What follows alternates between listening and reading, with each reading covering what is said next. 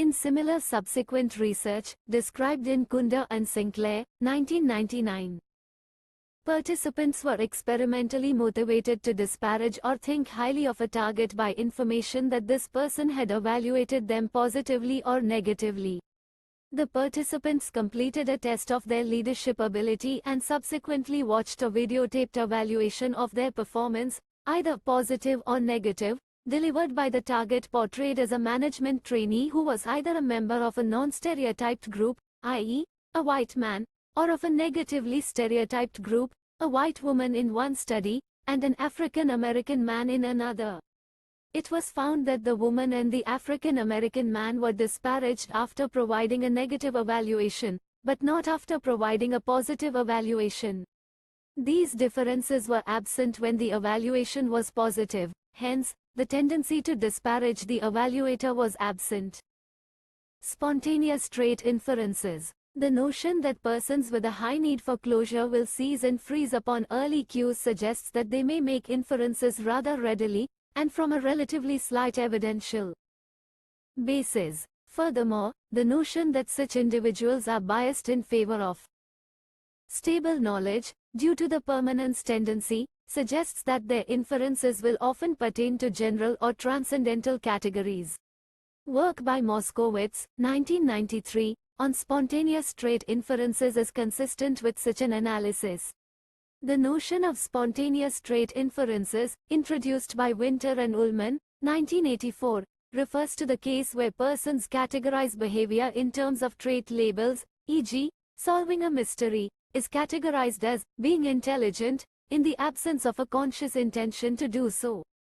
The research on spontaneous trait inferences, e.g., Moskowitz and Ullman, 1987, Ullman, Winborn, Winter, and Schechter, 1986, Newman and Ullman, 1989, 1990, typically uses the cued recall procedure in which inferences made spontaneously at the encoding stage of information processing can be detected by assessing the degree to which they facilitate the accurate recall of the encoded behaviors. Participants read a series of sentences with instructions to memorize them for a subsequent recall test. Each of these sentences describes a target, characterized by a professional role, performing a behavior that strongly implies a trait, e.g., the librarian helped the children cross a busy intersection, implies kindness. It is then shown that the traits, pre-tested to have no prior semantic links to the behaviors, serve as efficient retrieval cues for the behaviors, suggesting that they were spontaneously inferred from the behaviors. If the need for closure disposes persons to seek knowledge and meaning wherever they can find it, they may be particularly likely to engage in the making of spontaneous inferences. That is precisely what was found. Using the personal need for structure scale, Neuberg and Newsom, 1993, to measure the need for closure, Moskowitz, 1993, found that high, were SAS-low, PNS participants showed superior cued recall, but not overall recall, of the behaviors, suggesting that they spontaneously inferred the traits from the behaviors. Mental accessibility of hypotheses. The argument that need for closure enhances the tendency to base judgments on prevalent stereotypes, or that it often magnifies the tendency to over-ascribe actors' behaviors to their attitudes or dispositions, critically assumes that such stereotypes or dispositional, attitudinal, hypotheses were highly accessible to the individual and that they tended to pop to his mind immediately upon her encounter with the stimulus. Two independently conceived studies, one by Ford and Kruglansky, 1995, the other by Thompson, Roman, Moskowitz, Chaikin, and Berg, 1994, tested this assumption directly. Both sets of studies employed the priming paradigm employed by Higgins, Reholes, and Jones, 1977, in which an ambiguous paragraph about an individual named Donald is interpreted in line with the prime.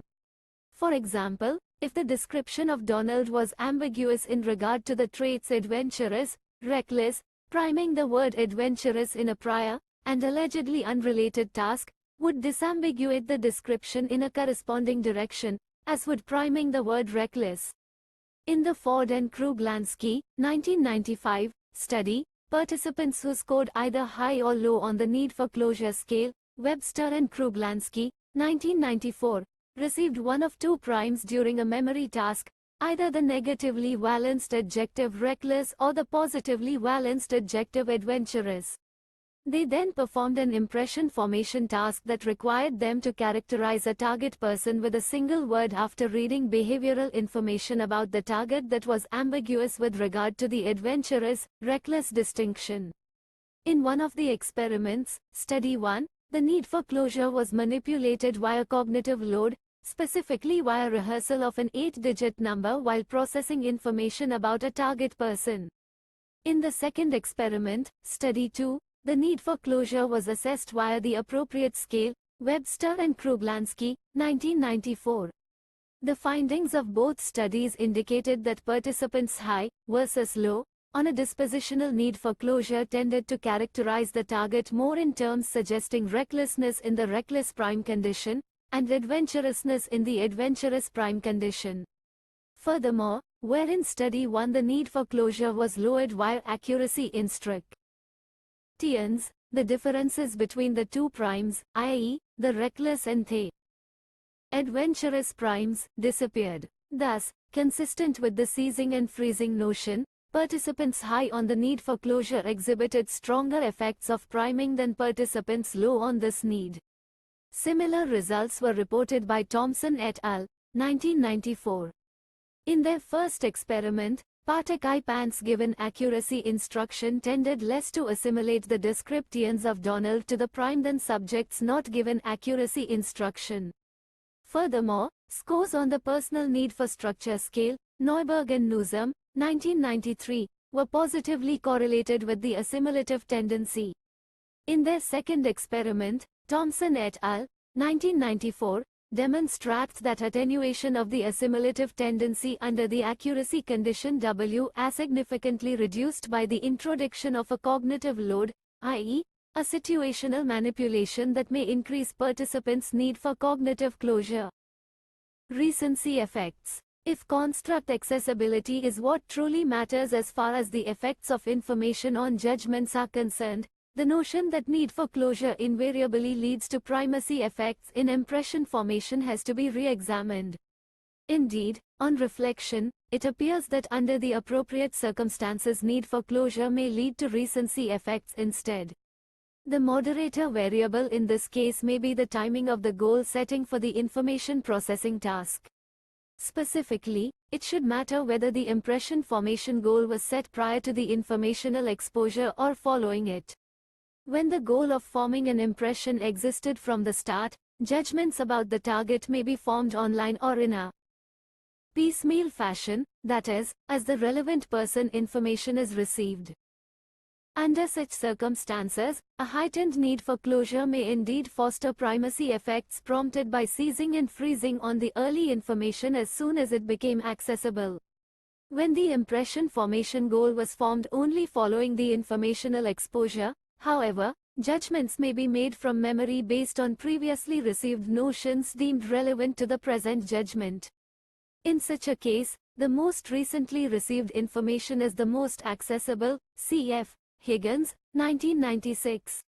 In a recent experiment, Linda Richter and I verified that this, indeed, is the case, Richter and Kruglanski, 1998. Participants believed that they were involved in a study designed to investigate their linguistic abilities. Specifically, they were to judge descriptive sentences for their grammatical structure and coherence. All the sentences depicted a job candidate named Phil. In one condition, the first 10 sentences described Phil via information that put him in a positive light, and the next 10 sentences described him in a negative light. In the other condition, the negative sentences came first and were followed by the positive sentences.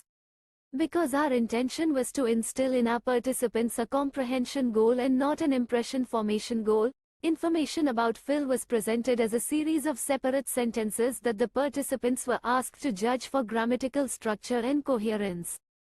Only after the participants rated each of the 20 sentences for those linguistic properties were they presented with a questionnaire that, among other things, inquired about their impressions of Phil. Need for closure was elevated by means of time pressure and reduced by means of accuracy instructions. The results confirmed our analysis. As expected in a situation where the impression formation goal was introduced following exposure to the stimulus information, participants' judgments were based on memory rather than being formed online, in that a significant correlation obtained between positivity of recall and positivity of participants' impressions. Furthermore, participants under high time pressure manifested more pronounced recency effects than did participants under no time pressure. Finally, this difference was eliminated when an accuracy motivation was introduced, assumed to lower the need for closure. Summary. Simple though it may seem, the notion that social judgments are subject to the seizing and freezing tendencies under a heightened need for non-specific closure serves to integrate a host of proximal social psychological phenomena on the intrapersonal level of analysis, reflecting how an individual thinks, feels, and acts with regard to others. These tendencies affect both the extent of information processing en route to judgment formation, and the weight attached to different informational items as a function of their mental accessibility. Curtailed extent of processing under heightened need for closure reduces the number of hypotheses generated prior to selecting one as valid and inflates the individual's confidence in its validity. The increased weight given informational items as a function of their accessibility may give rise to primacy as well as recency effects in impression formation, stereotyping and discrimination, assimilation to prime effects, and the correspondence bias in person perception. Our research indicates that all these seemingly disparate phenomena share a deep commonality. They refer to different contents of knowledge that are governed by the same epistemic process, wherein the needs for closure, of both the non-specific and specific varieties, play a pivotal part. Interpersonal consequences of the closure needs. Whereas Chapter 5 dealt with proximal need for closure effects affecting the individual's psychological reactions to their informational environments, the closure motivations have distal effects as well, which affect how patterns of interpersonal relations may unfold.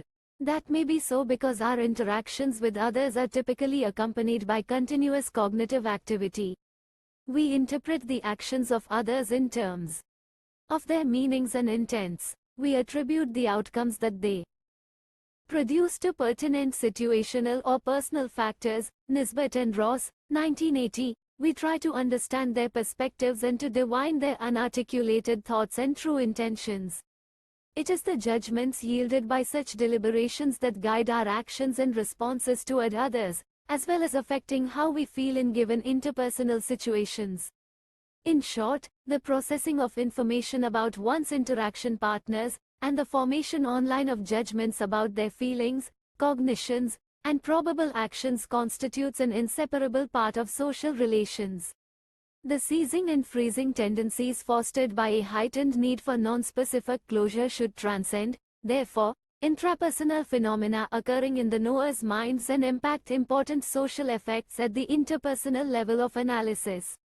In the following pages I consider three such interactional phenomena to which the seizing and freezing tendencies seem highly relevant. 1. Perspective taking and empathy. 2. 91.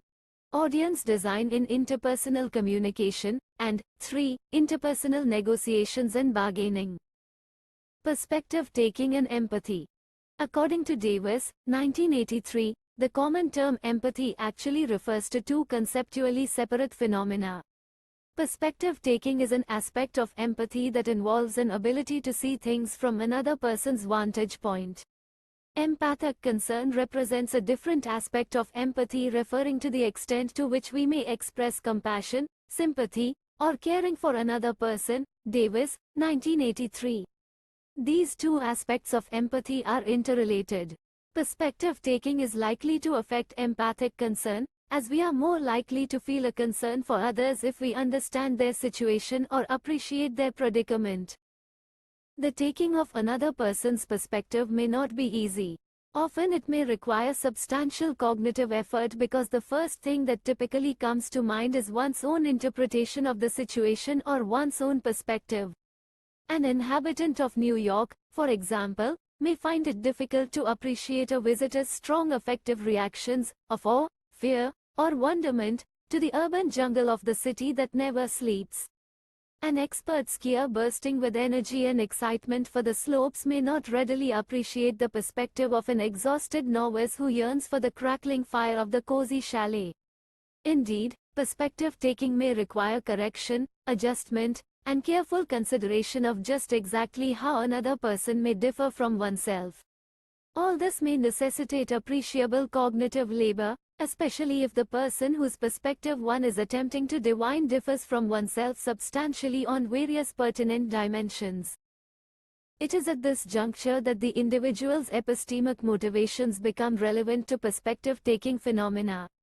If the need for non-specific cognitive closure reduces the individual's readiness to expend mental effort into the processing of information, and if it disposes the individual to seize and freeze upon early notions, it may substantially reduce perspective-taking and empathic concern when it comes to a person with a dissimilar perspective. These ideas were examined in two experimental studies conducted by Webster Nelson, Klein, and Irwin, 2003. In this work, need for closure was operationalized in terms of mental fatigue. Participants in the high fatigue condition were given difficult proofreading and reading comprehension tasks. Those under low fatigue were given an uncomplicated reading task and, indeed, they reported being less fatigued than their counterparts in the high fatigue condition. Furthermore, appropriate manipulation checks verified that the fatigued versus non-fatigued participants indeed experienced a higher need for closure. Following their completion of the fatigue portion of the experiment, participants went on to engage in a social perception task wherein they read information allegedly provided by another participant from a previous study. The participants' task was to form impressions of that target. The target information depicted a negative social experience. Half the participants read a description in which the target reported suffering from chronic shyness, as well as feelings of disappointment and dejection after a specific failed attempt to socialize at a party. The remaining participants read the same description, only the target now reported feeling guilty and agitated after the social failure. The first variation described the kind of affect common among individuals with a chronic discrepancy between their ideal and actual selves, Higgins, 1987, that is, a discrepancy between their current realities and their hopes and aspirations. Such discrepancy was found in past research to result in dejection-type emotions. The second variation described the kind of affect typical of people with a chronic discrepancy between their actual realities and what they perceived as their duties and obligations, IBD, signifying their ought selves. Such discrepancy was found in past research, see Higgins, 1987, for a review, to result in agitation-type emotions. These two variations were used to manipulate the similarity between the participants and the targets, as participants were pre-selected on the basis of possessing one or the other kind of discrepancy. Thus, participants were exposed to information about a target who either expressed thoughts and feelings similar to how they might feel in the same situation or about someone who expressed thoughts and feelings different from how they might feel. After having read the description, participants answered a number of questions. First, they evaluated the appropriateness of the target's response to the incident. This was designed to assess perspective taking. Further, they indicated the extent to which they felt compassionate, sympathetic, tender, warm, and soft-hearted with respect to the target. These questions were adapted from a measure designed by Batson et al., 1983, to assess empathic concern. Finally, they responded to manipulation checks that confirmed that the similarity manipulation was successful, and that this was equally so irrespective of the type of discrepancy possessed by the participants. The main analyses indicated that perceived appropriateness of the response, reflecting perspective taking, was reduced by fatigue when the target was dissimilar from the participant. This condition represented a case when perspective taking would require cognitive effort, which fatigued participants, assumed to experience the need for closure, apparently did not make. No significant differences in perspective taking as a function of fatigue occurred when the target and the participant were similar. An identical pattern of findings emerged for the measure of empathic concern. Specifically, less empathic concern was reported by fatigued participants when the target was dissimilar to themselves, while no significant differences in empathic concern emerged when she was similar to the participants. If perspective taking and empathic concern for dissimilar targets was reduced by the need for closure, lowering this need should appropriately reverse this effect. A second study tested just this possibility. In this experiment, need for closure was expected to be attenuated if individuals expected to be outcome dependent on the target, since past research demonstrates that outcome dependency motivates people to make accurate judgments, e.g., Urban and Fisk, 1984, and accuracy concerns seem to lower the need for closure, Maeslas and Krublansky, 1987. The procedure of the second study was highly similar to the first with the exception that an outcome dependency manipulation was now added. Half the participants believed they would be interacting with the target in the future as part of a peer support program, the remaining participants had no such expectation. Appropriate manipulation checks confirmed that reported need for closure was significantly higher for fatigued versus non-fatigued participants. Also in accord with expectations, reported need for closure was significantly lower for perceivers in the outcome-dependent versus non-dependent condition. These findings are consistent with the notion that outcome dependency should reduce the need for closure. Of greater interest, the non-outcome dependent participants behaved pretty much as did participants in the first study. Fatigued, but not non-fatigued, participants rated the target's effective response as significantly less appropriate when the target's discrepancy was dissimilar from the participant. No differences in rated appropriateness emerged when targets, effect and participants' discrepancies matched each other.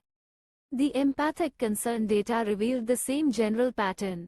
Fatigued versus non-fatigued participants exhibited significantly less concern and compassion toward the target's response when the targets and participants' perspectives were dissimilar, yet no differences as a function of fatigue emerged when these perspectives were similar.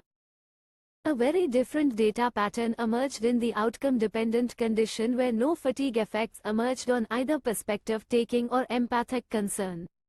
It appears that despite their fatigue, outcome-dependent participants were quite capable of adopting the target's perspective and consequently experiencing empathic concern even when the target's perspective was quite dissimilar from their own. These findings are consistent with the notion that empathic deficits owing to fatigue are at least in part motivational in nature, that is, are related to the need for closure that fatigue may induce. Further analyses suggested that the effects of need for closure on empathic concern were mediated by perspective taking, Barron and Kenny, 1986. These findings support the notion that seizing and freezing on one's own perspective may play an important role in such a distinctly interpersonal phenomenon as is empathy. Specific closure effects. Should needs for specific closure affect the phenomena of empathy? Our theoretical analysis suggests that they should. This could depend on the degree to which one's own perspective was pleasing and desirable as compared to the perspective of another individual.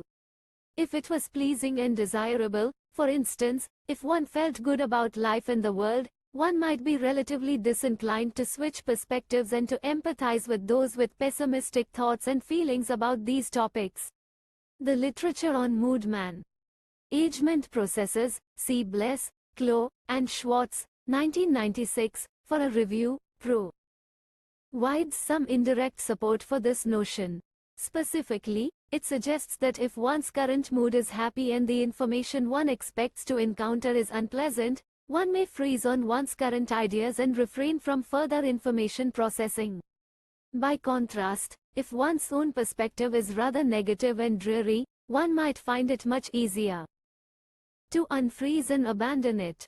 Furthermore, in case of a sad initial mood One shouldn't be particularly concerned whether the information to be encountered is particularly pleasant or unpleasant, for almost any information is likely to be more pleasant than one's current dejected mood. Wagner, Petty, and Smith, 1994, obtained supportive evidence for these predictions. They presented happy and sad subjects with similar messages framed as either pro or counter-attitudinal. In accordance with the Wagner et al. Hypothesis, happy subjects processed the message more when it was portrayed as pleasant, i.e., pro-attitudinal, but not when it was counter-attitudinal and hence potentially unpleasant.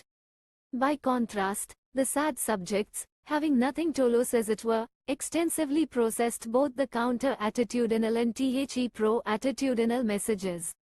The popular notion of escapism, a.g., of leaving one's own bleak world to vicariously experience, process, and/or empathize with the adventures of protagonists depicted in books or on film, seems consistent with the increase in empathy if one's own perspective relative to that of another was highly undesirable and hence incongruent with one's need for a specific closure. Interpersonal communication. A fundamental presumption of communication theory is that in conveying messages to others, speakers take the listener's perspective into account and refer their utterances to the social reality they both share. From this perspective, speakers tailor their messages according to their own and their listeners' shared beliefs and assumptions so that their communications reach the audience and are interpreted accurately. A significant issue in this context is that different audiences may differ in the knowledge they share with the communicator. It is, therefore, necessary to pitch one's communications appropriately in order to take these differences into account. As Clark and Murphy, 1982, noted, in ordinary conversation we tailor what we say to the particular people we are talking to, page 287. They label this process as audience design and state that, an essential part of such design is the use of the speaker's and addressee's mutual knowledge, beliefs, and suppositions, or common ground, page 288. Indeed, the notion of common ground has been a mainstay of the communication literature, and even though its origins, development, and properties have been discussed in different ways, e.g. Danks, 1970, Fassel and Krauss, 1991, Horton and Kiza, 1996, its ubiquity. Tao's presence in interpersonal communication has been treated as a given. The discussions of audience design phenomena in the communication literature often have a functionalist flavor in deriving the existence of such effects from their role in making the communication process efficient. Yet not all communications are in fact efficient, and there may exist a corresponding variability in the success of imposing adequate audience designs on one's communications. After all, taking the perspective of another and determining what is and what is not part of a common ground may require fairly advanced reasoning skills involved in appreciating the potential differences in perspective between oneself and one's interlocutor in given communicative circumstances.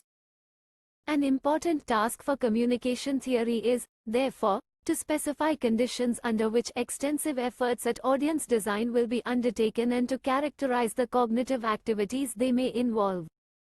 Krauss and Fassel, 1991, argued in this connection that assumptions about what others know may be thought of as tentative hypotheses that participants continuously modify and reformulate on the basis of additional evidence, page 4, such as verbal and nonverbal feedback, see. Also Powell and O'Neill, 1976. The realization that an important aspect of communication entails a hypothesis testing process suggests that the discovery of a valid common ground may not be taken for granted. As with other hypothesis testing endeavors, the search for common ground may vary in depth and directionality, and ultimately in the degree to which it yields an accurate perception. Intriguing questions concerning the hypothesis testing process in audience design concern: 1. Its point of departure, the hypothesis about the other's perspective that first pops into mind, and 2. Its depth or extent, the degree to which it deviates from the early hypotheses and adjusts them in light of additional processing of information. With regard to the first question, Extant evidence indicates that the point of origin is often the communicator's own knowledge projected onto the listener. Fussell and Krause, 1991, Houghton and Kiza, 1996, Nickerson, Baddeley, and Freeman, 1987, Ross, Green, and House, 1977. Indeed, Houghton and Kiza, 1996, found that while in the absence of time pressure, speakers did incorporate common ground into their communications, common ground was not used when the speaker was under time pressure. They concluded that this finding supported their monitoring and adjustment model, whereby a speaker's initial hypothesis in formulating an utterance is based on his or her own knowledge and on information that is salient to him or her. Given sufficient time, however, the individual will modify or adjust that hypothesis to incorporate the common ground shared with the listener. Of course, the presence or absence of subjectively sufficient time pressure, has constituted one of the major ways in which the need for non-specific cognitive closure has been operationalized in past research. Kruglanski and Freund, 1983, Shah, Kruglanski, and Thompson, 1998. It is thus possible that a high level of this need may reduce the amount of effort communicators invest in their search for common ground. As a consequence, communications by high need for closure individuals may be excessively biased in the direction of the communicator's own perspective, which might reduce their comprehensibility to the listeners. Richter and Kruglanski, 1997, recently investigated this hypothesis using Fussell and Krause's, 1989, two-stage referential task paradigm. In that particular paradigm, participants are provided with a set of abstract figures and are asked to write descriptions of those figures so that they themselves, the non-social condition, or another person, the social condition, can match the descriptions to the figures on a subsequent occasion. In our experiment, this task was performed by participants with high or low dispositional need for non-specific closure, Webster and Kruglanski, 1994.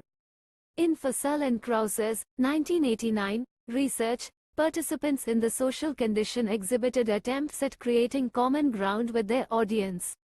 They provided lengthier, as well as more verbal descriptions, and used more literal, less figurative, language in their communications, that is, language less idiosyncratically comprehensible to themselves but not to others.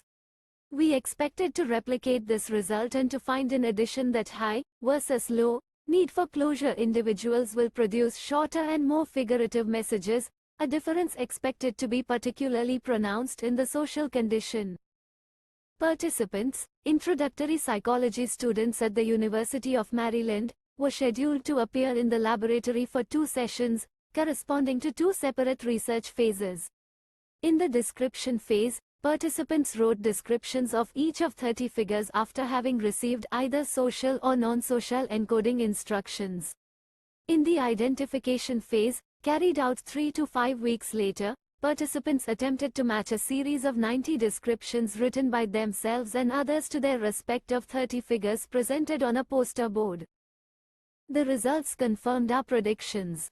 First, we strongly replicated Fussell and Krause's, 1989, findings that communications in the social condition were significantly lengthier as well as more literal, or less figurative, than those in the non-social condition.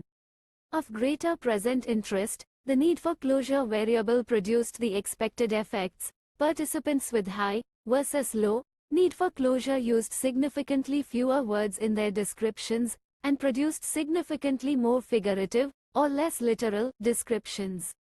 Furthermore, the predicted interaction between encoding condition, social versus non-social, and need for closure was significant for message length, though not for literalness.